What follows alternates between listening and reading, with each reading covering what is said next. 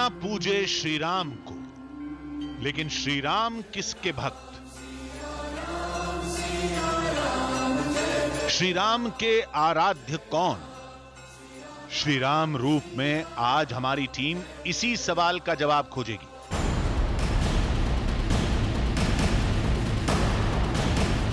और जवाब से जुड़े साक्ष्य भी आपके सामने होंगे।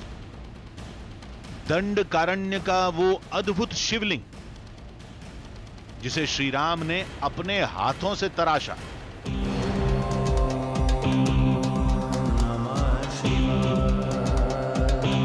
वो खाई जहां राक्षसों को मारकर श्री राम ने शिवलिंग स्थापित किया। श्री राम के शिव भक्त रूप की निशानियों की तलाश में आज हमारी टीम वहां भी जाएगी जिसे राम कथा का अंतिम पड़ाव कहा जाता है।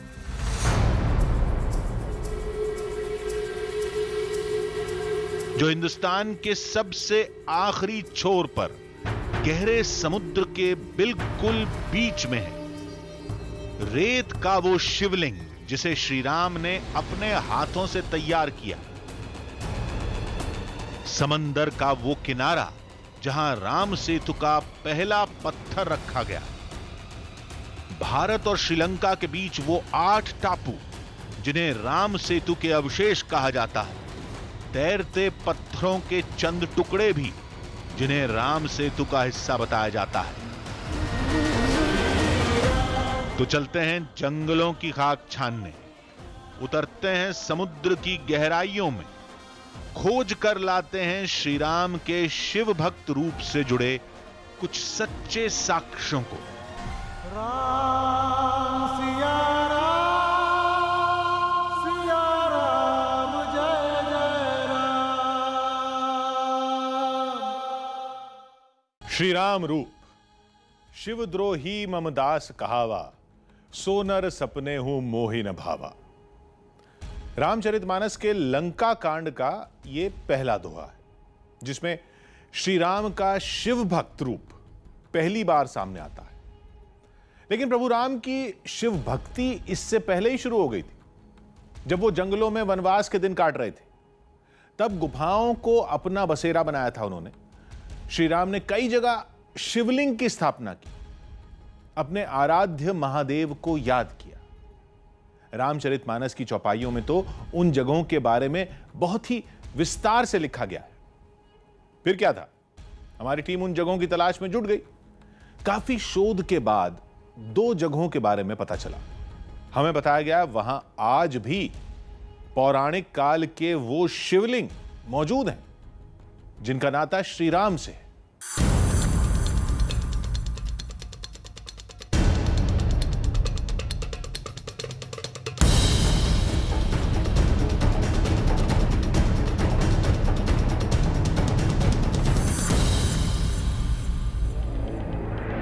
कभी धरती से हजारों फीट ऊपर, कभी जमीन से सैकड़ों फीट नीचे, घने जंगलों की भूल भुलैया, नदियों की खतरनाक लहरें, कितने भी पापड़ बेलने पड़े, लेकिन आज हमारी टीम रामायण की एक अनदेखी विरासत को पहली बार दुनिया के सामने लाकर ही चैन की सांस लेगी। 2 साक्ष्य, 2 रास्ते, 2 टीम, लेकिन मंजिल एक, जंगल में गुम हो चुके युगों पुराने शिवलिंग की खोज जिसे श्री राम ने अपने हाथों से गढ़ा था।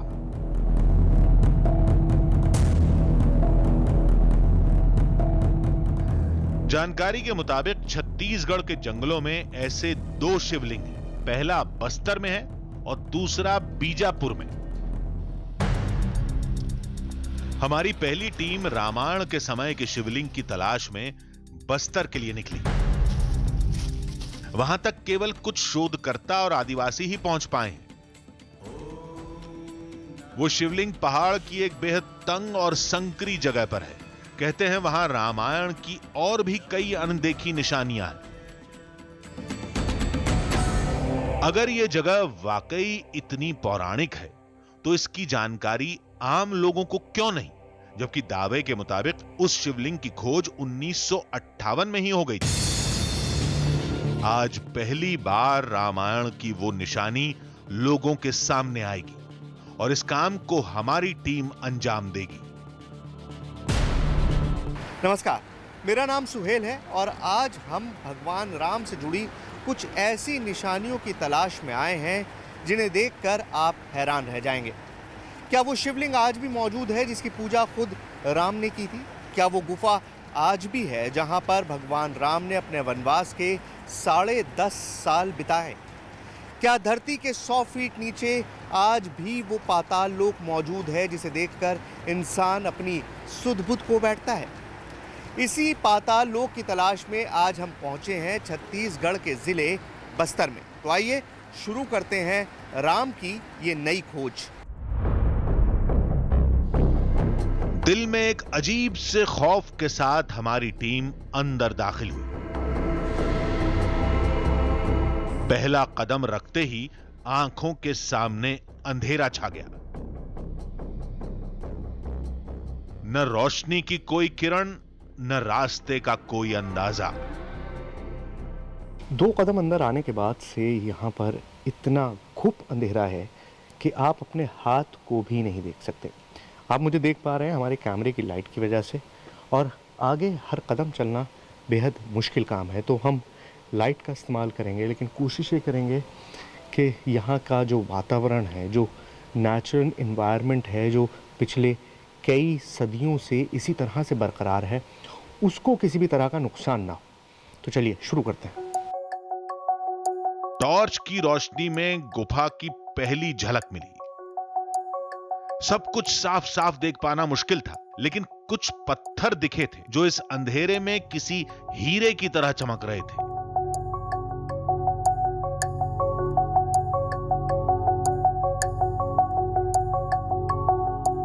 यहां से चारों तरफ रास्ते दिखाई दे रहे थे। खामोशी के बीच कुछ आवाजें आ रही थीं। शायद चमगादड़ों और दूसरे जीव जंतुओं की थी, जो सदियों से यहां बसेरा बनाए हुए हैं। आवाजों को अनसुना करके हमारी टीम आगे बढ़ी। आगे बढ़ते ही इन रंग बिरंगी चट्टानों को देखकर हम चौंक पड़े। तो आप जब ज़मीन के अंदर होते हैं तो कभी कभी आपको भ्रम होता है, आपकी आंखें धोखा खाने लगती हैं। ऑक्सीजन की कमी की वजह से आपके दिमाग के सोचने की कुव्वत जो है वो कम होने लगती है। और मुझे ऐसा ही लगा जैसे मेरी आंखों को धोखा हुआ है, क्योंकि मेरे सामने रंग बिरंगी लाइंस, ऐसा लग रहा था जैसे कोई रेनबो हो, जैसे कोई इंद्रधनुष हो, लेकिन असल में ये सारी लाइंस पानी के कटाव से बनती हैं। ये सब देखकर ख्याल आया कि कहीं ऐसा तो नहीं कि श्री राम की वो निशानियां भी पानी के कटाव का नतीजा हों। लेकिन अगले मोड़ पर यह गलतफहमी भी दूर हो गई।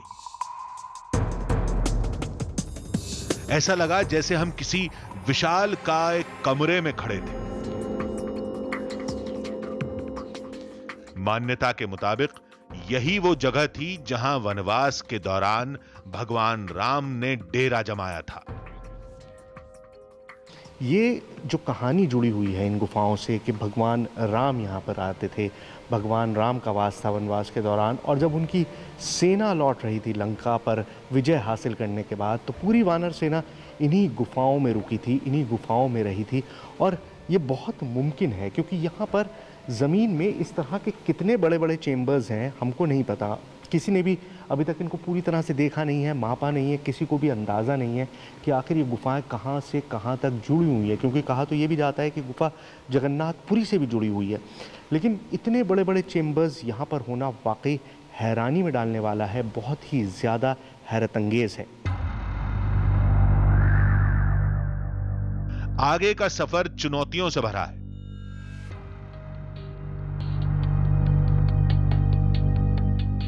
भगवान राम के हाथों से बनाया गया वो शिवलिंग गुफा के आखिरी छोर पर है, जिसके लिए जमीन से 100 फीट नीचे जाना होगा।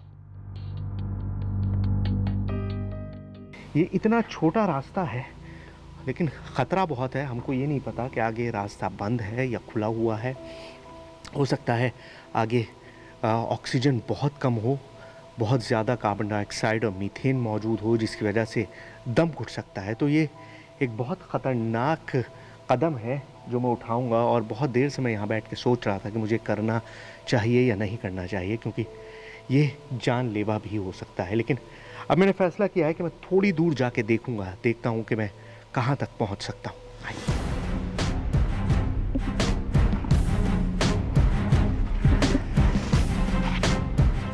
आगे जाना बहुत मुश्किल था,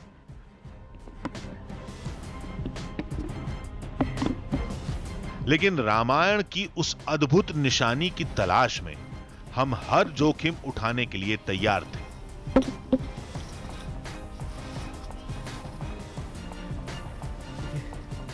यहाँ पर आप सिर्फ लेट के गुजर सकते हैं, क्योंकि अगर आप उठ के जाने की कोशिश करेंगे तो दोनों तरफ जो पत्थर हैं आपके जिस्म को फाड़ के रख देंगे।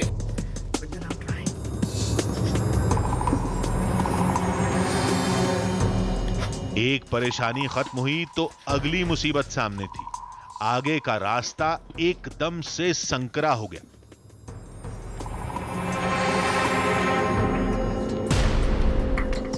कई मिनट हम ऐसे ही खिसकते रहे। हमें अपने कैमरे की रिकॉर्डिंग भी रोकनी पड़ी।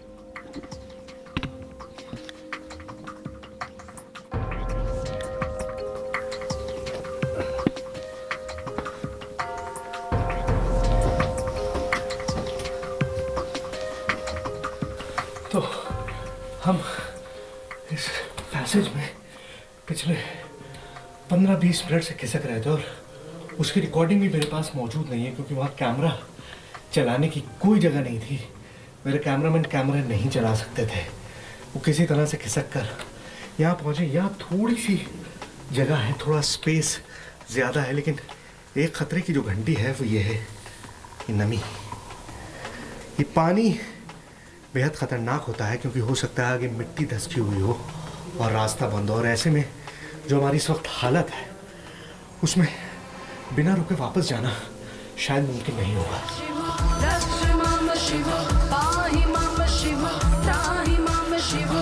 एक डर यह भी था कि अगर कैमरे की बैटरी खत्म हो गई तो गुफा के घुप अंधेरे के बीच हमारा लौटना नामुमकिन हो जाएगा।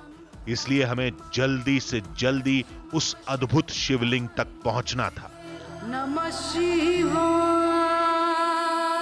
आपने बर्फ से बने अलग अलग शेप्स देखे होंगे, पहाड़ देखे होंगे बर्फ के, लेकिन यहाँ पर ये जो कुछ बना हुआ है ये पानी और कैल्शियम की बदौलत है। और आपको ऐसा लगेगा जैसे किसी ने संगमरमर से मूर्तियाँ तराशी हैं। ताजमहल जैसा सफ़ेद संगमरमर है और उसको तराश कर ये शानदार कलाकृतियाँ तैयार की गई हैं, लेकिन ये सब बना है सिर्फ पानी की टपकती हुई बूंदों की वजह से। और उसने ये मायावी संसार तैयार किया है, एक ऐसा संसार जिसके बारे में हम सुनते तो हैं लेकिन जिसको हम कभी आँखों से नहीं देखते। और आज आप पहली बार अपनी आँखों से हिंदुस्तान की सबसे रहस्यमयी गुफाओं को देख रहे हैं। गुफा के इन रास्तों पर आज तक सिर्फ शोधकर्ता ही पहुंचे हैं, जिन्होंने अपनी सहूलियत के लिए कुछ इंतजाम भी किए हैं, और यही इंतजाम हमारे लिए भी सबसे बड़ा सहारा थे। तो 15 से 20 फुट नीचे उतरने के बाद ये लोहे की सीढ़ी लगाई गई है, जिसके ज़रिए आप नीचे उतरते हैं। बहुत आसान बना दिया है। पहले रस्सी से उतरकर नीचे जाया जाता था, और इतना इनएक्सेसिबल रास्ता है कि आज भी मुझे नहीं लगता कि चंद लोगों के अलावा कोई भी इस गुफा में आ सकता हो। यहां बनी कुछ सीढ़ियां एक इशारा थीं कि हम सही रास्ते पर हैं। शायद इन्हीं रास्तों से होकर शोधकर्ता भी उस शिवलिंग तक पहुंचते होंगे। हमें बताया गया था कि शिवलिंग से पहले एक स्वागत द्वार दिखाई देगा। शिव शंकर शंभु महादेव, शिव शंकर शंभु। उसी के बाद श्री राम के शिव भक्त रूप से जुड़ी दुनिया शुरू होती है। शायद हम वहां पहुंच चुके थे। ओम नमः शिवाय, ओम तो ये स्वागत द्वार है। स्वागत द्वार यानी वेलकम डोर। और इस गुफा में जिस तरह से आपने देखा होगा मंदिरों के प्रांगण में दरवाजे के ऊपर एक झालर होती है जो चारों तरफ से उस दरवाजे को सजाती है, और उस झालर से होकर आप नीचे आते हैं तो यहाँ देखिए ये उसी झालर का शेप है। बीच में एक पिलर है और उस पिलर के दोनों तरफ इस तरह की झालर लटकी हुई है। ये इस गुफा का स्वागत द्वार माना जाता है। माना जाता है कि देवताओं का स्वागत होता है इस स्वागत द्वार के ज़रिए। ये जो नेचुरल फॉर्मेशन है ये उस तरह से है कि यहाँ पर स्वागत के लिए एक अलग से दरवाज़ा बनाया गया है जिससे देवता इसके अंदर आए और वापस उस तरफ जाएं जहाँ पर वो शिवलिंग रखा है जिसे खुद भगवान राम ने अपने हाथों से स्थापित किया था। स्वागत द्वार से हम उस मोड़ पर पहुंचे जिसे भगवान राम का शयन कक्ष माना जाता है। एक बड़ा सा गलियारा, एक पलंग जैसी आकृति, एक विशालकाय कुर्सी और चारों तरफ कुदरत की खूबसूरत सजावट। आपके सामने एक बहुत बड़ा शयन दिखाई दे रहा है, एक शैया दिखाई दे रही है, एक आराम कुर्सी दिखाई दे रही है, उसके ऊपर एक बहुत बड़ी सी मूर्ति दिखाई दे रही है। और नीचे अगर आप देखेंगे तो चारों तरफ आपको छोटी छोटी चीज़ें दिखाई देंगी इस तरह की। ये भगवान राम की वानर सेना है। भगवान राम इस गुफा में थे और उनकी वानर सेना उनके साथ यहीं पर मौजूद थी, और वो सभी वानर अभी भी यहाँ पर इन पत्थरों के रूप में मौजूद हैं। लेकिन आप इस पूरी जगह को देखेंगे तो आपको अंदाज़ा हो जाएगा कि इसकी भव्यता कितनी है। अब बारी थी रामायण काल से मौजूद उस अद्भुत शिवलिंग को पहली बार कैमरे में कैद करने की। तंग गलियारे में सांस लेना मुश्किल था। तभी हमारी सारी थकान दूर हो गई। वो शिवलिंग हमारी आंखों के सामने था।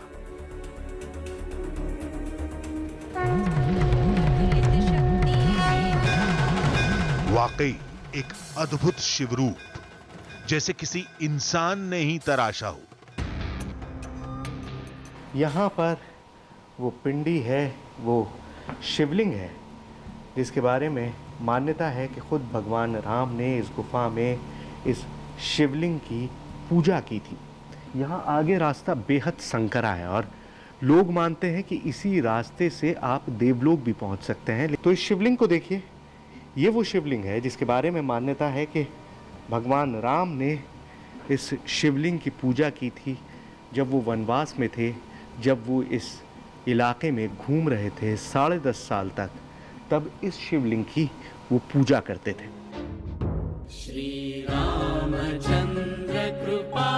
मान्यताओं के मुताबिक इस गुफा का नाता श्री राम के शिव भक्त रूप से है। यहीं पर भगवान राम ने शिवलिंग की स्थापना की थी और कई महीनों अपने आराध्य महादेव की साधना की थी। और एक सच यह भी है कि यह पूरा इलाका काफी पड़ताल के बाद राम वन गमन पथ में शामिल किया गया है।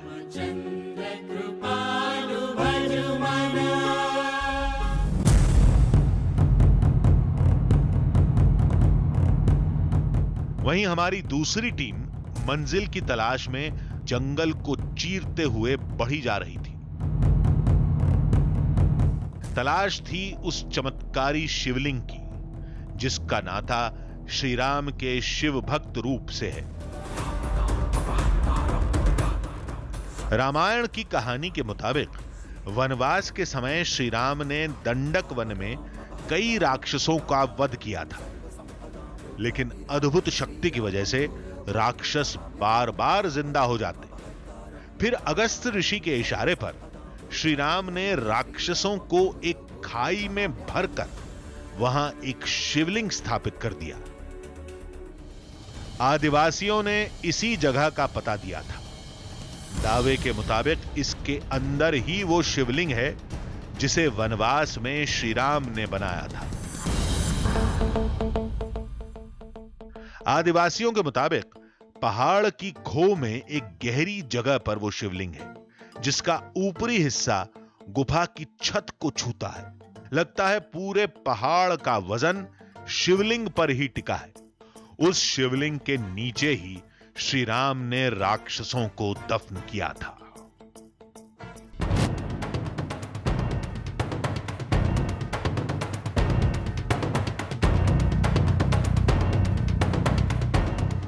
अब वो अद्भुत शिवलिंग और उससे जुड़ी श्री राम की कहानी हकीकत है या फसाना, ये जानने के लिए हमारी टीम गुफा के अंदर पहुंची।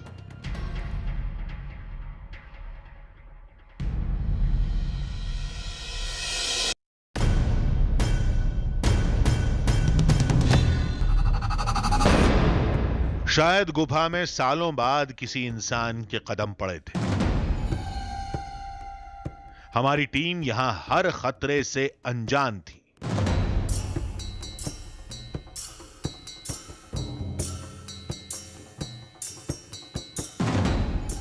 कहानी के मुताबिक इस जगह पर श्री राम ने कई खूंखार राक्षसों का वध किया था। फिर एक बहती जलधारा के पानी को लेकर शिवलिंग स्थापित किया था। अभी हम लोग इस गुफा के जिस चेंबर में पहुंचे वहां से पानी बह रहा है और आगे ये रास्ता पूरी तरीके से बंद है। कोई जलधारा यहाँ पर आ रही है, लेकिन ये जलधारा किस जगह से आ रही है, कहाँ से आ रही है, ये बिल्कुल दिखाई नहीं दे रहा। और हमारे साथ आए हुए लक्ष्मण दादा का कहना है कि अब उन्हें भी नहीं पता कि राम द्वारा बनाया गया वो शिवलिंग कहाँ पर है, जिसके चलते हुए अब इस गुफा में हम लोग किस रास्ते पर आगे बढ़े ये हमें समझ नहीं आ रहा है। हो सकता है इस पानी का नाता श्री राम से हो। अगर ऐसा है तो वो शिवलिंग यहीं कहीं आसपास होना चाहिए।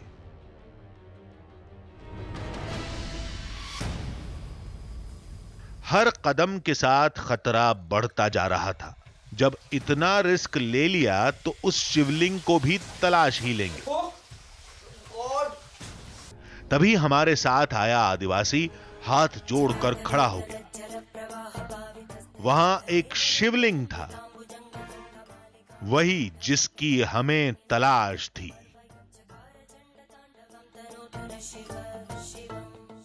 प्राचीन मान्यता के अनुसार यही वो युगों पुराना शिवलिंग है जिसे भगवान श्री राम ने नरपल्ली की इस गुफा के अंदर बनाया था। अगर इस शिला को हम ठीक तरीके से देखें तो इस शिला हमें हूबहू एक शिवलिंग की तरह दिखाई देती है। मान्यता है कि इस शिला को काटकर भगवान श्री राम ने राक्षसों की हड्डियों के ऊपर इस शिला को रख दिया, इस शिवलिंग को रख दिया और उसके ऊपर इस गुफा की निर्मित कर दी। आकार, रंग, रूप बिल्कुल वैसा जैसा हमें बताया गया था। मान्यता के मुताबिक इसे श्री राम ने स्थापित किया था।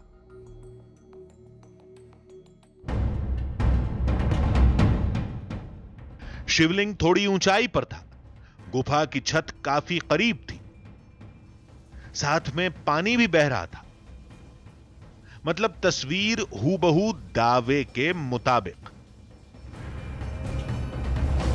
जो भी प्राचीन शिवलिंग प्राकृतिक गुफाओं के अंदर या प्राकृतिक स्थान पर होते हैं, उनके ऊपर से एक प्राकृतिक जलधारा जरूर बहती है। यहाँ पर भी ठीक उसी तरीके से नज़ारा हमें दिखाई दे रहा है। शिवलिंग के ऊपरी तरीके हम देखेंगे तो गुफा के रूप से एक प्राकृतिक जलधारा यहाँ पर बह रही है। साथ ही इस गुफा का जो रूफ है वो रूफ पूरी तरीके से शिवलिंग के ऊपर टिका हुआ है, ताकि इस शिवलिंग को कोई यहाँ से हटा ना सके या हिला ना सके।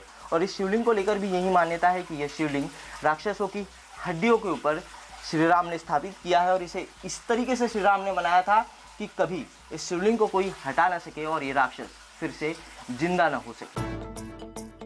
अगर कोई इसे महज कहानी मानता है तो उसे इस सवाल का जवाब भी ढूंढना होगा कि ये जगह, शिवलिंग का आकार रामायण की कथा के मुताबिक क्यों है। श्री राम से जुड़ी आस्था यही कहती है कि इस शिवलिंग का नाता कभी न कभी रामायण के समय से जरूर रहा है।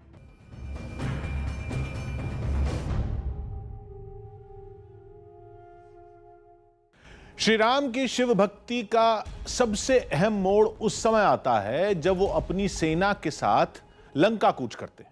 रामचरितमानस के सुंदरकांड और लंका कांड में इस पर कई चौपाइयां लिखी गई हैं। श्री राम का समुद्र से रास्ता मांगना, 3 दिन जमीन पर लेटकर समुद्र के सूखने का इंतजार करना, राम सेतु बनाने का काम शुरू होना, फिर रेत का शिवलिंग बनाकर महादेव की पूजा करना। आपको पता है, इस राम कथा से जुड़ी हर निशानी आज भी देश के एक हिस्से में मौजूद है। एकदम आखिरी छोर पर, समुद्र के बिल्कुल किनारे, आज उस जगह को हम रामेश्वरम के नाम से जानते हैं। कहते हैं वहां आज भी रेत के उस शिवलिंग के साक्ष्य मिलते हैं जिसे श्री राम ने लंका से लौटने के बाद बनाया था। जहां श्री राम की शिव भक्ति का सबसे बड़ा साक्ष्य मौजूद है, जो श्री राम के आराध्य की सबसे बड़ी निशानी है, उस जगह का नाम है वो शिवलिंग जिसे श्री राम ने स्थापित किया था, राम सेतु, जिसे पार करके श्री राम की सेना लंका पहुंची थी।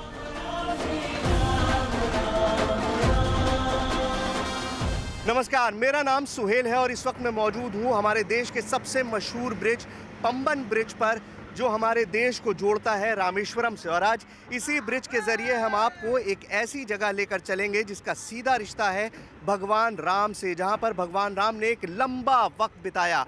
और ये रिश्ता सिर्फ हिंदुस्तान तक सीमित नहीं है, ये रिश्ता राम सेतु के थ्रू पहुंचता है श्रीलंका। तो हम आपको एक ऐसे सफर पर लेकर चलेंगे जहां पर कदम कदम पर आपको मिलेंगे भगवान राम के निशान।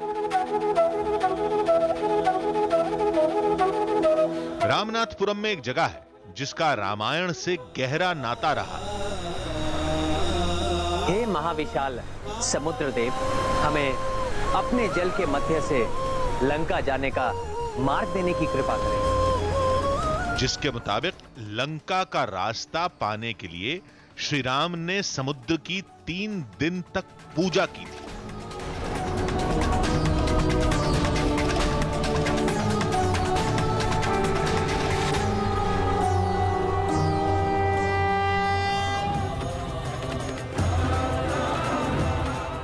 कहते हैं त्रेता युग में वो पूजा इसी जगह पर की गई थी।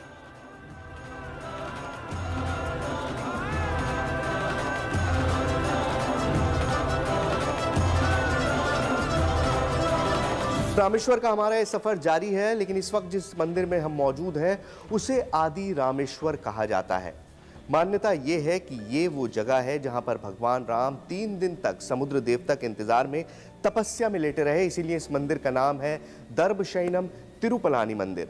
और मंदिर की कहानी ये भी है कि यहाँ पर समुद्र देवता खुद प्रकट हुए और उन्होंने भगवान राम को वो युक्ति सुझाई जिसके चलते राम सेतु का निर्माण मुमकिन हो पाया। आज तक इस जगत ने राम की उदारता देखी है, अब ये निष्ठुर सागर देखेगा राम का कोप। सत्य है सागर, भय बिनु हो ही न पीती। इसी रामेश्वर मंदिर में श्री राम की एक अद्भुत प्रतिमा है जो कहीं और देखने को नहीं मिलती। तो शैया पर लेटे हुए आज तक आपने विष्णु भगवान को देखा होगा, लेकिन यहाँ पर भगवान राम की जो मूर्ति है वो हम आपको दिखा नहीं सकते क्योंकि वो अलाउड नहीं है। लेकिन भगवान राम की जो मूर्ति है वो एक लेटे हुई मुद्रा में है, शेषनाग पर लेटे हुए। मान्यता यह है कि यहाँ पर 2 जासूस आए थे रावण के, और जब वो उनसे आकर मिले, और भगवान राम ये नहीं चाहते थे कि लंका का युद्ध हो, वो चाहते थे कि ये युद्ध टल जाए, इसलिए उन्होंने पहली बार अपना असली रूप उन दोनों जासूसों को दिखाया। ये राम कहानी तो शायद ही किसी ने सुनी होगी, लेकिन हमें तो वो शिवलिंग देखना था जिसे श्री राम ने बनाया था, जिसकी पूजा खुद भगवान राम ने की थी।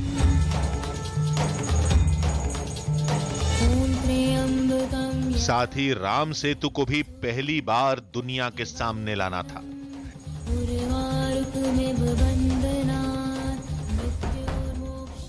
जिसके बचे खुचे अंश समुद्र में होने का दावा किया जाता है। राम सेतु की कहानी में यह जगह अहम है। कहते हैं श्री राम इसी जगह पर बैठकर सेतु के निर्माण के काम पर निगाह रखते थे। वानर सेना के योद्धाओं के साथ बैठक करते थे। आपको चारों तरफ समुद्र का किनारा दिखाई दे रहा होगा, पेड़ दिखाई दे रहे होंगे, रेत दिखाई दे रहा होगा। और इस मंदिर में जहां हम इस वक्त मौजूद हैं, जिसे राम झरोका कहा जाता है, उसकी खासियत है कि चारों तरफ से समुद्र दिखाई देता है। और इस मंदिर के बारे में मान्यता भी यही है कि भगवान राम यहाँ से समुद्र की तरफ देखा करते थे, इसीलिए इसका नाम राम झरोका है कि राम यहाँ से खड़े होकर देखते थे समुद्र की तरफ। यहाँ चारों तरफ समुद्र है और आप मंदिर में किसी भी तरफ खड़े होइए आपको समुद्र दिखाई देगा, सिवाय एक बहुत छोटे से हिस्से के जहाँ से रास्ता इस मंदिर तक पहुँचने के लिए। तो रामेश्वरम की ये बेहद खास जगह है जिसके बारे में ये मान्यता है कि भगवान राम यहाँ पर रुके थे और यहाँ से वो समुद्र की तरफ देखते थे, इसीलिए इस मंदिर को राम झरोका कहा जाता है। आज ये जगह दीवारों से घेर दी गई है, लेकिन इससे लोगों की आस्था पर कोई फर्क नहीं पड़ा। भगवान राम लंका पे चढ़ाई करने के लिए आए थे तो सबसे पहले उन्होंने अपनी सेना की यहाँ एक मीटिंग की कि किस तरह से युद्ध रावण से लड़ा जाए। वो सामने जो ग्राउंड पड़ा हुआ है, ये जो ग्राउंड है, यहाँ भगवान राम की सेना थी, भगवान राम की सेना थी। इसके बाद में लंका विजय के लिए भगवान ने यहाँ से प्रस्थान किया था। राम झरोखा मंदिर में पैरों के निशान है। मान्यता है कि ये निशान श्री राम के हैं। उनकी तस्वीर लेने की इजाजत नहीं है, लेकिन उस निशान को जो भी देखता है श्री राम से जुड़ जाता है। जी हाँ, जी हाँ, जी हाँ, जी हाँ। सनातन धर्म की जब हम मानते हैं तो हमें पूरी तरह से विश्वास है क्या? कि यहाँ राम आए थे और उन्होंने करा, क्योंकि राम सेतु उसका उदाहरण है, जीवंत उदाहरण है कि राम यहाँ आए थे, उन्होंने सेना की तैयारी की थी, हनुमान जी ने पुल बनाया था, नर और नारायण ने अपने पत्थर के यहाँ योजना डाली थी, बस। रामेश्वरम आने वाले हर शख्स की जुबान पर श्री राम का नाम होता है। सभी की निगाहें दो निशानियां ही खोजती हैं, श्री राम का स्थापित किया शिवलिंग और राम सेतु के बचे हुए अंश। अब हमारी टीम रामेश्वरम में थी, जहां युगों पहले श्री राम की सेना ने कई दिनों तक पड़ाव डाला था और यहीं पर श्री राम का शिव भक्त रूप सामने आया था।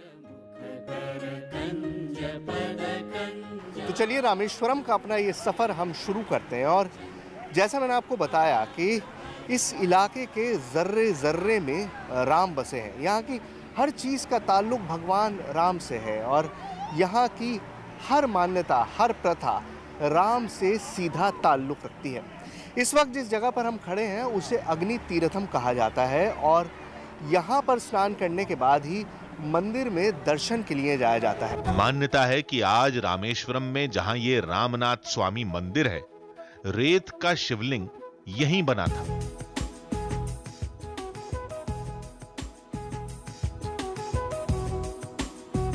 जहां राम और ईश्वर का मिलन होता है वही जगह रामेश्वर है। और इस कॉरिडोर की भव्यता और यहाँ की कलाकृति देखकर आपको अंदाजा हो गया होगा कि हम मौजूद हैं रामेश्वर धाम में। रामेश्वर यानी वो जगह जहाँ पर भगवान राम बहुत लंबे समय तक रुके थे। रामेश्वर यानी वो जगह जहाँ रावण के वध के बाद वो लौटे थे और शिव की पूजा की थी।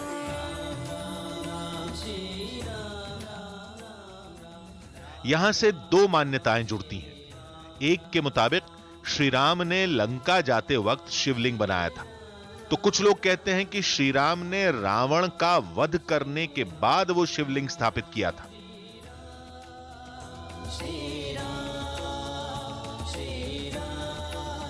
राम जी लंका जाके रावण के पास युद्ध में रावण को जीत के रामेश्वर को आया था। इधर आने के समय से अगस्त्य मुनि ने राम को बोल रहा है, राम रावण तो बड़ा सुभक्त है और ब्राह्मण है, ईश्वर को भी दर्शन भी मिला है उसका, इसलिए आपको ब्रह्म हत्या दोष पकड़ लिया। वो हटाने के लिए आप शिवलिंग पूजा करने का ऐसा राम जी अगस्त्य मुनि ने राम जी के पास वचन दिया है। उस शिवलिंग को देखना एक अद्भुत एहसास होगा, लेकिन हमारी टीम ऐसा करने में नाकाम रही। रामनाथ स्वामी मंदिर के नियम कैमरा ले जाने की इजाजत नहीं देते, शिवलिंग की तस्वीर लेने की अनुमति नहीं मिली, लेकिन हम उस जगह पहुंचने में कामयाब रहे जो किसी आश्चर्य से कम नहीं। रामनाथ स्वामी मंदिर में 22 तीर्थ कुंड हैं, जिनका पानी बेहद मीठा होता है। समुद्र के किनारे मीठा पानी मिलना हैरत में डाल सकता है, लेकिन राम भक्तों के लिए इसमें कोई हैरानी की बात नहीं, क्योंकि इस कुंड की कहानी श्री राम के ब्रह्म हत्या पाप की मुक्ति से जुड़ती है।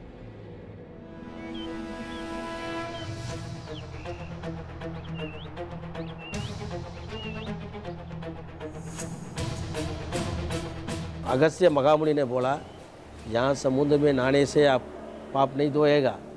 गंगा तीर्थ में, यमुना तीर्थ में, गया तीर्थ में सारे पवित्र जल में स्नान करके आप लोग शिव जी का स्थापना पूजा करने से तुम्हारा पाप दोष सब निकल जाएगा। दावा किया जाता है कि इन कुंडों में सभी 22 तीर्थों का पानी है जो रामायण काल से मौजूद है। अब सवाल यह खड़ा होता है कि सारे तीर्थ यहां से सैकड़ों मील दूर हैं, फिर रामेश्वरम तक पानी पहुंचा कैसे? इसका जवाब वाल्मीकि रामायण में मिलता है। इसके लिए अगस्त्य ऋषि ने भगवान राम को एक युक्ति सुझाई। कहा कि जमीन पर नाम लेके बाण छोड़िए, गंगा का नाम लेके गंगा का बाण छोड़िए, यमुना का नाम लेके यमुना का बाण छोड़िए, और जो जो बाण आप छोड़ते जाएंगे वो पानी यहाँ पर उत्पन्न होता रहेगा। और इसी तरह यहाँ पर 22 कुंड स्थापित हो गए। मान्यता के मुताबिक इन 22 कुंडों में वही पानी है जिसे श्री राम ने तीर मारकर धरती से निकाला था। लंका से लौटने के बाद पूरी सेना ने यहां स्नान किया था। तो ये सारे तीर्थ जो हम आपको दिखा रहे हैं, ये पहली बार टेलीविजन स्क्रीन पर आप देख रहे हैं। इससे पहले किसी भी टीवी कैमरे को ये सारे तीर्थ कवर करने की इजाज़त नहीं मिली। रामेश्वरम में, या यूँ मैं कहूँ कि पूरे दक्षिण भारत में इस मामले में बहुत ज़्यादा सख्ती है, किसी भी कैमरे को अलाउ नहीं किया जाता है। लेकिन यहाँ पर हमको पहली बार ये इजाज़त दी गई है कि हम सारे तीर्थ आपको दिखा सकें। रामेश्वरम की हर कहानी श्री राम से जुड़ती है। अब बारी थी श्री राम से जुड़े सबसे बड़े साक्ष्य राम सेतु को कैमरे में कैद करने की। ये गांव के अंदर धनुषकोडी स्थल है, यहाँ से 18 किलोमीटर धनुषकोडी, यहाँ से सेतु पुल बनाया, राम राम राम करके टेरने का पत्थर में पुल बनाया।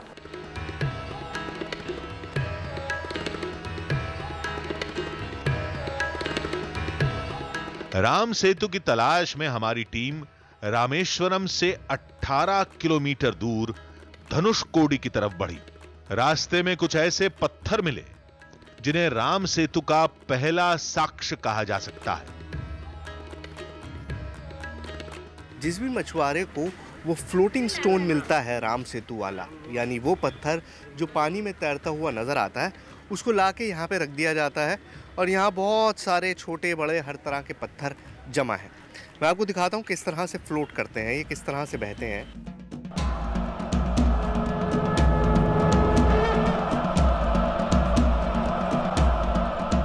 ये पत्थर अब करीबन कुछ नहीं तो ये 1.5 से 2 किलो के वज़न का है, अच्छा वज़न है। और ये देखिए, ये मैं इसको डाल रहा हूँ पानी में, गया और बिल्कुल एक बलून की तरह तैरता हुआ वापस आ गया। ये 1-2 के साथ नहीं, सारे पत्थर इसी तरह के हैं। ये देखिए, ये गया और ये वापस आ गया। अब बहुत सारे लोग साइंटिफिक बात करते हैं कि भाई ये प्यूमी स्टोन है, ये इस तरह का है जो तैरता है। अब आप एक ये पत्थर देखिए और एक ये पत्थर देखिए, इन दोनों की बनावट बिल्कुल एक जैसी है, बिल्कुल सेम है। ये भी वही कोरल है और ये भी वही कोरल है। वज़न भी दोनों का करीबन एक है। ये देखिए, पहले ये डाल रहा हूँ, ये असली राम पत्थर है। ये वापस आ गया। अब ये देखिए, ये भी सेम कोरल है, बिल्कुल सेम तरह की चीज़ है। इसे डाल रहा हूँ,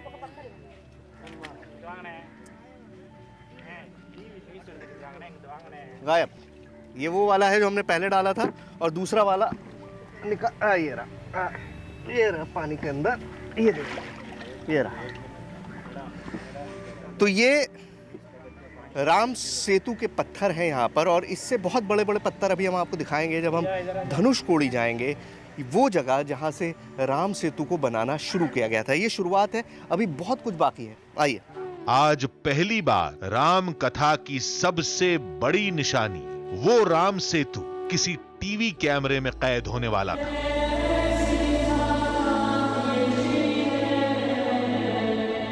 श्री रामेश्वरम में समंदर के बीच वो 8 टापू, किसी की नापाक हरकतों की मेरे पास बहुत सारा एविडेंस है। साजिश देखिए सिर्फ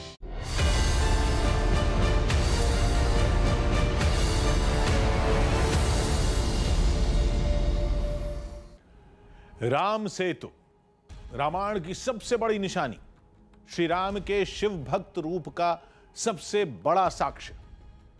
आप में कई लोगों ने राम सेतु की कहानी कई बार सुनी होगी, लेकिन उसे शायद ही कभी देखा होगा।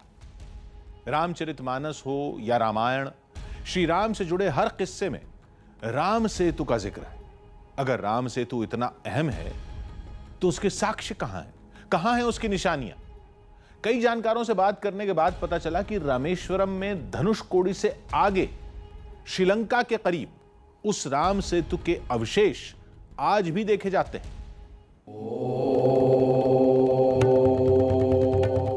रामेश्वरम से धनुषकोडी का सफर राम सेतु की कल्पना में ही खत्म हो गया।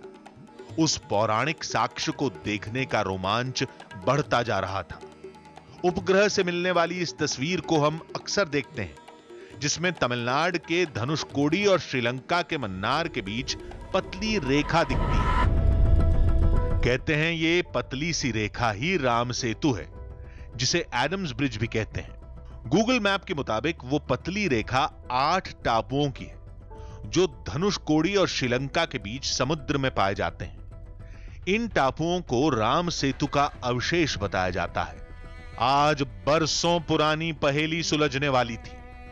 आज हमारी टीम समुद्र में उस जगह जाएगी जिसे राम सेतु कहा जाता है, और इसके लिए हमें पहुंचना था धनुषकोडी।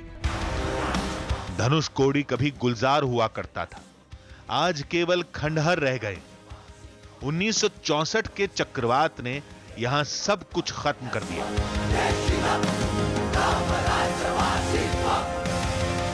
तो धनुषकोडी का जो ये नज़ारा आज आप देख रहे हैं, चंद साल पहले तक ऐसा बिल्कुल नहीं था। जैसे मैंने आपको पहले भी बताया कि यहाँ पर रोड नहीं हुआ करता था।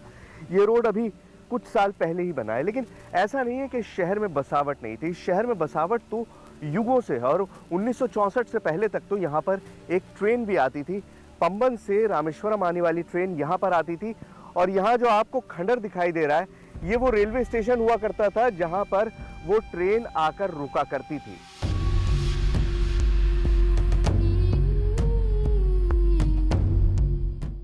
यहां अब केवल दिन में चहल पहल रहती है, रात होते ही यह जगह वीरान हो जाती है। इन खंडरों का इतिहास आज भी लोगों को अपनी तरफ खींचता है। एक वक्त के लिए इस जगह को भूतिया मान लिया गया था। ये मान लिया गया था कि ये हॉन्टेड है, यहाँ पर भूत रहते हैं, और लोगों ने यहाँ पर आना जाना बिल्कुल बंद कर दिया था। लेकिन अब लोग यहाँ पर आते हैं, रुकते भी हैं, और उस तरफ जाते हैं जहाँ धनुषकोडी का अंत होता है, यानी राम सेतु शुरू होता है। तो उसी तरफ हम भी चलेंगे, धनुषकोडी से यहाँ से आगे। नक्शे में धनुषकोडी कुछ ऐसा दिखता है, जिसका एक हिस्सा समुद्र के काफी अंदर है। ये इस जगह का अंतिम छोर है, जिसे राम सेतु पॉइंट कहा जाता है।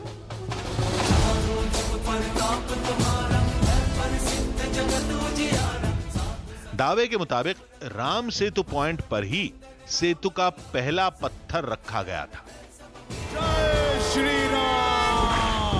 श्री रामचंद्र कृपालु।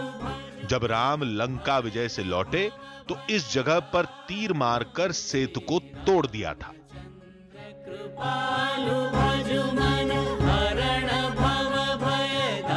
जैसा कि बताया गया है कि धनुषकोडी ही वो जगह है जहां पर भगवान राम ने विभीषण के कहने पर राम सेतु को अपने धनुष से मारकर तोड़ दिया था, इसीलिए धनुषकोडी। अब राम सेतु को अगर तोड़ा गया तो जाहिर है उसके अवशेष बाकी हैं, और जिस तरह से हमें सैटेलाइट से इमेजेस मिली हैं उससे भी ये लगता है कि राम सेतु एग्जिस्ट करता है। मतलब भारत से लेकर श्रीलंका तक वो पुल आज भी मौजूद है, और उसी पुल की तलाश में हम आगे जाने की कोशिश करेंगे। जाना समुद्र के रास्ते होगा, ज़मीन का रास्ता नहीं है, और समुद्र में जाहिर हम पैदल नहीं जा सकते, तो हम बोट का इंतज़ार करेंगे। कोस्ट गार्ड से हम लोग बात कर रहे हैं और भी कोशिश कर रहे हैं कि किस तरह से हम आगे जा सकते हैं और आपको वो राम सेतु दिखा सकते हैं जो आज तक आपने टेलीविजन पर नहीं देखा होगा। पानी में चलना बहुत मुश्किल काम होता है। आप देखिए क्या कोशिश की जा रही है। लो भाई माइक पकड़ो। रामायण के समय में जिस समुद्र में राम सेतु बनाया गया था, युगों बाद उसी समुद्र में उसके अवशेष तलाशने का रोमांच बयां नहीं किया जा सकता। अपनी रिसर्च और मछुआरों की जानकारी की मदद से हमारी टीम की नाव राम सेतु वाले इलाके की तरफ बढ़ती जा रही है। रामेश्वरम से हम निकल चुके हैं। पीछे आपको मंदिर दिखाई दे रहा होगा इस तरफ, और मंदिर से अब हम दूर चल रहे हैं। ये उस तरफ का रास्ता है जहाँ पर पानी बहुत छिछला है, मतलब बहुत कम गहरा है, और उस तरह के निशान मौजूद हैं जिनको ये मछुआरे भी बता रहे हैं कि वो राम सेतु के पत्थर हैं, राम सेतु के निशान है। तो उसी तरफ हम जा रहे हैं। तभी एक अद्भुत नजारा दिखा। समुद्र का पानी 2 रंगों में बंटता नजर आ रहा था। आपने सुना होगा समुद्र को मिलते हुए, और अब हम उस जगह पर पहुंच चुके हैं जहां पर 2 समुद्र आपस में मिल रहे हैं। एक तरफ से हिंद महासागर और दूसरी तरफ से बंगाल की खाड़ी का पानी यहां पर मिल रहा है। और आप 2 अलग कलर आपको दिखाई देंगे पानी के। एक तरफ कलर दूसरा है पानी का और दूसरी तरफ कलर पानी का दूसरा है। तो बिल्कुल उस पॉइंट पे पहुंच चुके हैं जहां पर ये दोनों महासागर आपस में मिलते हैं। कुछ देर बाद हमारी टीम ने हिंदुस्तान की जमीन का अंतिम छोर भी पार कर दिया। हमारी नाव हिंद महासागर में बढ़ती जा रही थी। तो आप जब भी रामेश्वरम आए या इस तरफ आए तो यहाँ जरूर आइएगा। ये अंतिम पॉइंट है। यहाँ के बाद जमीन जो है, भारतीय सरजमीन खत्म हो जाती है। इसे लैंड्स एंड कहा जाता है। आखिरी ठिकाना है ये, आखिरी रोड है, आखिरी लोगों के आने तक का रास्ता है जहां तक लोग आ सकते हैं। हमने स्पेशली इस बोट को हायर किया है और हम राम सेतु जाने की कोशिश कर रहे हैं। लेकिन आप अगर रामेश्वरम आए तो इस जगह तक जरूर आइएगा। कुछ घंटों की यात्रा के बाद हम समुद्र के उस हिस्से में पहुंच गए जो है तो समुद्र के बीचों बीच, लेकिन गहरा बिल्कुल नहीं। कहते हैं यहीं से राम सेतु का इलाका शुरू होता है। तो राम सेतु के इस पूरे इलाके में समुद्र आपको दिखाई दे रहा है दूर से दूर तक, लेकिन असल में इस समुद्र की हकीकत क्या है वो आप खुद देखिए। ये समुद्र सिर्फ इतना गहरा है कि इंसान के घुटनों तक पानी यहाँ पर आया है। और वैसे कहने को हम समुद्र के बीचों बीच हैं, लेकिन पानी इतना कम है यहाँ पर कि आसानी से आप इसमें उतर सकते हैं। अब संभल कर आगे बढ़ना था। यहां से उन टापुओं का सिलसिला शुरू हो जाता है जिन्हें राम सेतु का अवशेष बताया जाता है। ये वही 8 टापू हैं जो धनुषकोडी और श्रीलंका के बीच एक लाइन में पाए जाते हैं। पहला टापू हमें दिखा जो अभी पूरी तरह पानी में डूबा था। इसी तरह के 3 टापुओं को हमने पीछे छोड़ दिया। तो 3 आइलैंड्स का चक्कर काटने के बाद आखिरकार चौथे आइलैंड पर हम पहुंचे हैं जहां पर हम उतर पा रहे हैं। यहाँ पानी इतना कम है, मैं आपको बताऊं कि बोट भी आगे तक नहीं जा पा रही है। फाइनली एक आइलैंड के करीब हमने रोका है। चौथे नंबर का आइलैंड है। इंडिया से लेकर श्रीलंका तक 8 आइलैंड्स हैं, इसी तरह के 8 टापू हैं। और अब मैं नीचे उतर के उस आइलैंड तक जाके आपको दिखाने की कोशिश करूंगा कि यहाँ समुद्र कितना कम गहरा है। अब हमारे कदम उस जगह पड़ने वाले थे जिसे राम सेतु का अवशेष कहा जाता है। राम सेतु तक पहुंचने के लिए क्या क्या करना पड़ रहा है आप खुद अंदाज़ा लगा सकते हैं, और इम्पॉसिबल के बराबर काम है ये। हमारे बोटमैन ने कहा कि अब आगे हम किसी कीमत पे नहीं जाएंगे, क्योंकि आप देखिए मिट्टी में बोट फंसने का पूरा खतरा रहता है। ऐसे हालात में बेहद मुश्किल होता है बोट को कंट्रोल कर पाना, और अगर बोट फंस जाए तो आप उससे निकल नहीं सकते। लेकिन यहाँ से लेकर श्रीलंका तक करीबन पानी इतना ही कम गहरा है जिसमें आप आसानी से चल सकते हैं, जैसे मैं चल पा रहा हूँ। और शायद इसी को हम राम सेतु के नाम से जानते हैं, क्योंकि ज़मीन पर आपके पाँव टिके हैं लेकिन आप समुद्र में खड़े हैं और आप आसानी से समुद्र में चल पा रहे हैं। और इससे बड़ा क्या सबूत होगा राम सेतु का। विश्वास नहीं हो रहा था, क्या ये वही स्थान है जहां कभी श्री राम खड़े थे, जहां रामायण काल में राम सेतु बनाया गया था। एक लक्ष्य एक ध्येय एक ही है नाम, राम राम जय श्री राम। ये समुद्र का हिस्सा है बेसिकली, छोटा सा टापू है। अब इसी को आप राम सेतु मान लीजिए। यहाँ पर आप चल सकते हैं और जब हाई टाइड आएगा तो पानी इतना ज़्यादा हो जाएगा कि आप नहीं चल पाएंगे, लेकिन अभी आप चल पा रहे हैं। यहाँ पर आप आसानी से दौड़ सकते हैं, चल सकते हैं, जो चाहे आप कर सकते हैं और शायद इसी को राम सेतु कहते हैं। श्री राम जो जगह सैटेलाइट इमेज में दिखती है, जिसे राम सेतु का अवशेष कहा जाता है, उस जगह पर, उस जमीन पर हम खड़े थे। विश्वास नहीं हो रहा था। धनुषकोडी से 5 घंटे लगे। यह इलाका समुद्र के एकदम बीच में है, फिर भी सतह बिल्कुल ऊपर। आराम से पैदल चल सकते हैं। ये कैसा अजूबा है? क्या यही राम सेतु है? श्री रामचंद्र कृपालु भजुमना। तो ऐसे 8 आइलैंड्स को जोड़ लें अगर आप एक सीधी लाइन में, तो सीधा पुल बन जाता है। आप जो हम इमेज आपको दिखाएंगे अभी, उस इमेज को आप देखिएगा और आप इनको लाइन से अगर जोड़ेंगे तो एक सीधा पुल आपको बनता हुआ दिखाई देगा, जो धनुषकोटी से लंका तक जाता है। यानी उस जगह से जहां पर भगवान राम ने राम सेतु बनाना शुरू किया, वहां से लेकर श्रीलंका तक, जहां पर सीता की तलाश में वो गए थे। समुद्र में जिस जगह पर हम इस वक्त खड़े हैं, यहां से श्रीलंका महज 7 किलोमीटर दूर है। यानी धनुषकोडी और श्रीलंका के एकदम बीच में। इस जगह पर टीवी कैमरा तो पहुंचना दूर की बात है, मछुआरे भी कभी नहीं आते। ये बताइए, राम सेतु? हाँ, राम सेतु है। ये राम सेतु? हाँ, ये राम सेतु है। ये श्रीलंका है 7 किलोमीटर है इधर। हाँ, श्रीलंका सिर्फ 7 किलोमीटर दूर है। मतलब आप इधर से आगे जाते रहिए और आप श्रीलंका पहुंच जाएंगे। ये इधर है, सीधा जावे ना श्रीलंका ना। 7 किलोमीटर ओनली। कोई आदमी नहीं? नहीं, कोई आदमी नहीं है यहाँ पर। कोई आदमी कभी नहीं आया। आप भी पहली बार आए या आप आते हैं? First time. ये भी यहाँ पर फर्स्ट टाइम आए हैं, पहली बार आए। इससे पहले कोई आदमी यहाँ तक नहीं पहुंचा था। जिसके बारे में केवल सुना जाता है, देखना नामुमकिन की हद तक मुश्किल है। वो जमीन, वो जगह, वो माहौल पहली बार किसी टीवी कैमरे में कैद हो रहा था। और ये एक छोटा सा टापू है। ये देखिए, आप इसका पूरा सरकमफ्रेंस देखिए, तो ये 1 मीटर या 2 मीटर के रेडियस में पूरा टापू है। जमीन है, समुद्र के बीचों बीच मैं जमीन पे खड़ा हूं, जो इतनी छोटी सी है। और यही शायद वो हिस्से हैं जिन्हें हम राम सेतु के रूप में जानते हैं। ये तैरता हुआ पत्थर मुझे यहाँ पे अभी तक नहीं दिखाई दिया कोई भी, लेकिन आप ये देखिए, ये ज़मीन खुद अपने आप ऊपर आ जाती है और जब हाई टाइड आता है तो ये ज़मीन डूब जाती है। इस तरह के कई सारे छोटे छोटे टापू हैं जो मैप पर नहीं दिखते हैं, लेकिन जब आप असल में आते हैं, जैसे मैं यहाँ पर आया हूँ, बोट रोक के मैंने देखा है, तो ये छोटा सा टापू है, बिल्कुल छोटा सा टापू है।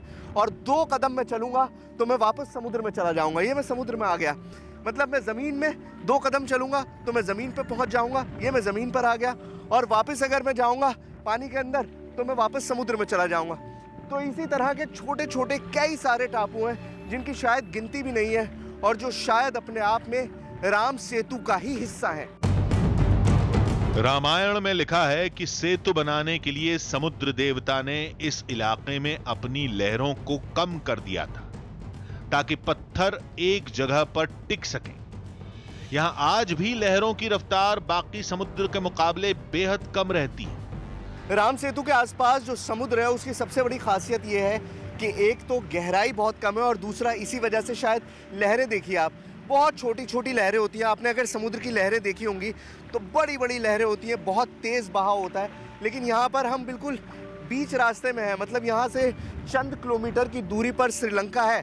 अगर हम अपनी बोट को लेके जाएं आगे, जाहिर है हमारे पास कोई वीज़ा नहीं है इसलिए हम ऐसा करेंगे नहीं, वरना 5-6 किलोमीटर 7 किलोमीटर की दूरी पर इस वक्त श्रीलंका है। और आप लहरें देखिए, इन लहरों में कोई उफान नहीं है। और ये मान्यता यही है कि क्योंकि श्री राम ने समुद्र देवता को आदेश दिया था कि आप यहाँ पर शांत स्वभाव में रहेंगे, और वो समुद्र आज भी शांत स्वभाव में। इन लहरों को आप लहरें भी क्या कहेंगे, देखिए। समुद्र का यह हिस्सा राम सेतु का अवशेष है या नहीं, इसको लेकर 2 मत हैं। पहला मत आस्था से जुड़ा है, जो इसे राम सेतु मानता है, और दूसरा मत विज्ञान के तर्क से जुड़ा है, जो उसे प्रकृति की बनावट का नायाब नमूना मानता है। राम सेतु के वजूद से जुड़े इन दोनों पक्षों में बहस आज भी जारी है। हिंदुस्तान के धनुषकोडी और श्रीलंका के मन्नार के बीच समुद्र की गहराई में अचानक सतह यहां इतनी ऊपर क्यों है? विज्ञान आज भी इस सवाल का जवाब ढूंढने में लगा है, लेकिन मान्यता यही है कि ये राम सेतु के ही अवशेष है। ये रामायण की सबसे बड़ी निशानी है और इस साक्ष्य को किसी वैज्ञानिक पड़ताल की जरूरत नहीं। अगले एपिसोड में हम ऐसी ही कुछ नई कहानियां, नई तस्वीरें, नए सबूत और श्री राम का एक नया रूप लेकर आपके सामने होंगे। वो भी इस शर्त के साथ कि वो कहानियां आपने सुनी बेशक हो, मगर देखी कभी नहीं होंगी। अगले हफ्ते देखिए, जब अपने भक्तों के लिए श्री राम ने